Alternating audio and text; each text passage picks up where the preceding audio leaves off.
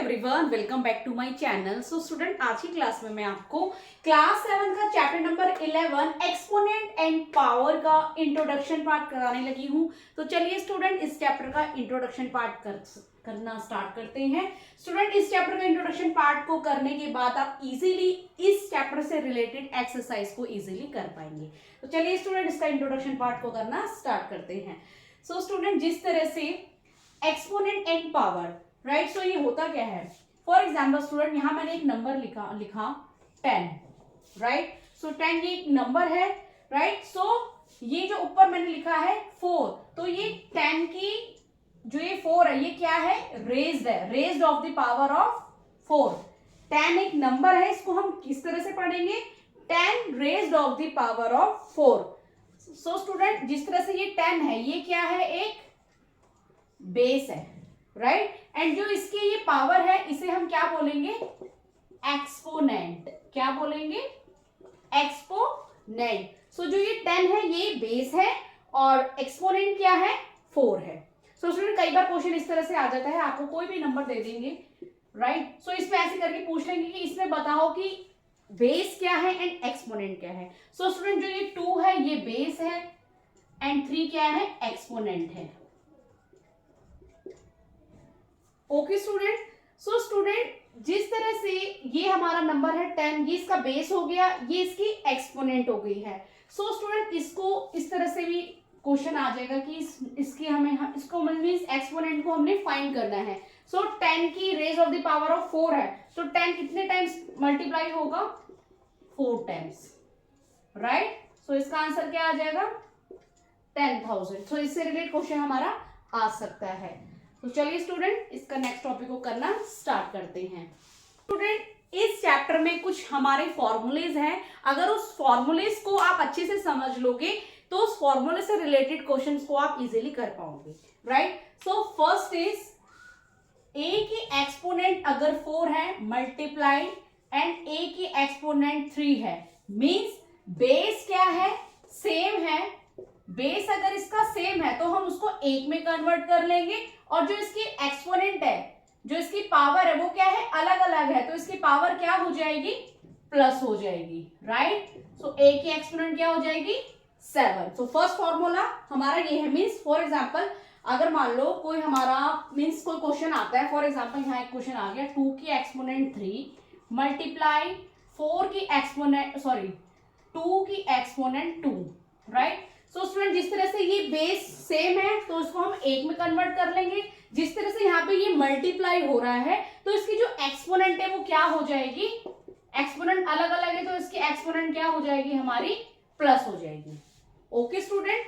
Second is, अगर base हमारा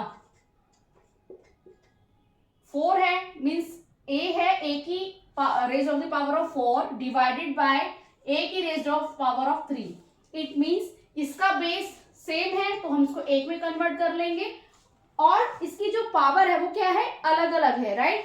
और ये क्या हो रही है, डिवाइड हो रही है, तो डिवाइड में हम क्या कर देंगे, इनकी पावर्स को माइनस कर देंगे।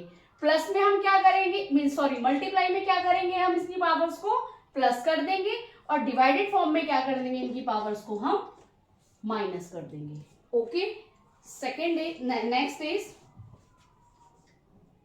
पावर टू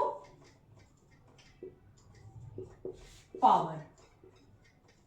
इट मीन्स कि अगर बेस हमारा ए है, राइट, सो इसकी रेज ऑफ द पावर 3 है एंड इसकी भी पावर क्या है, 2 है। सो जिस तरह से स्टूडेंट, नेक्स्ट क्या है, power to power. So student, अगर हमारा बेस ए है और उसकी पावर 3 एंड उसकी पावर भी 2 है, इट मीन्स तो ये a है तो ये 3 और 2 क्या हो जाएगा, मल्टीप्लाई हो जाएगा। सो a की पावर क्या हो जाएगी, हमारी 6। इसको मैं नंबर के अकॉर्डिंग आपको समझाती हूँ। जिस तरह से यहाँ पे पावर है 6, राइट। सो इसकी पावर है 2 एंड इसकी पावर हमारी है फॉर एग्जाम्पल 4।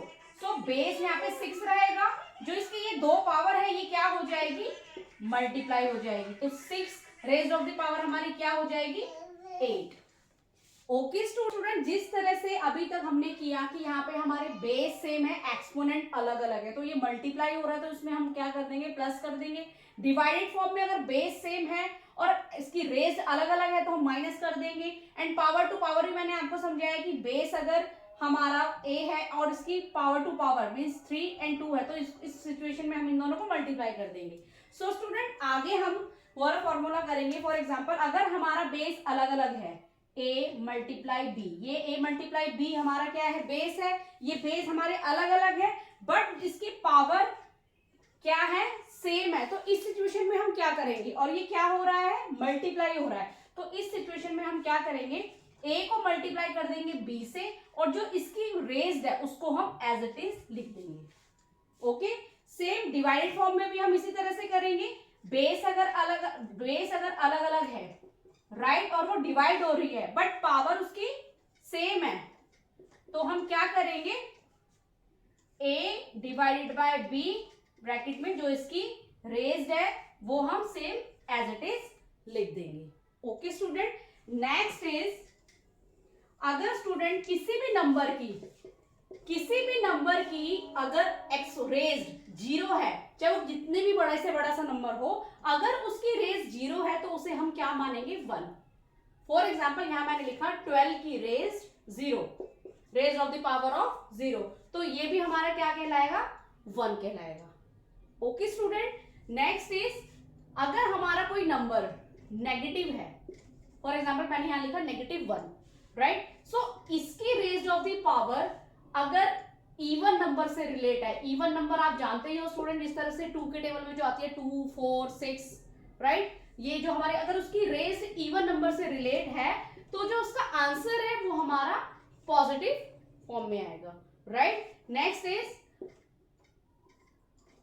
अगर कोई नंबर हमारा नेगेटिव है बट उसकी जो रेज ऑफ द पावर है वो ऑड है, ऑड आप जानते होंगे 3 राइट, 3 हो गया हमारा, 7 हो गया, 5 हो गया, ये हमारे ऑड नंबर से रिलेट इसकी हमारी पावर है तो वो हमेशा नेगेटिव फॉर्म में उसका आंसर आएगा।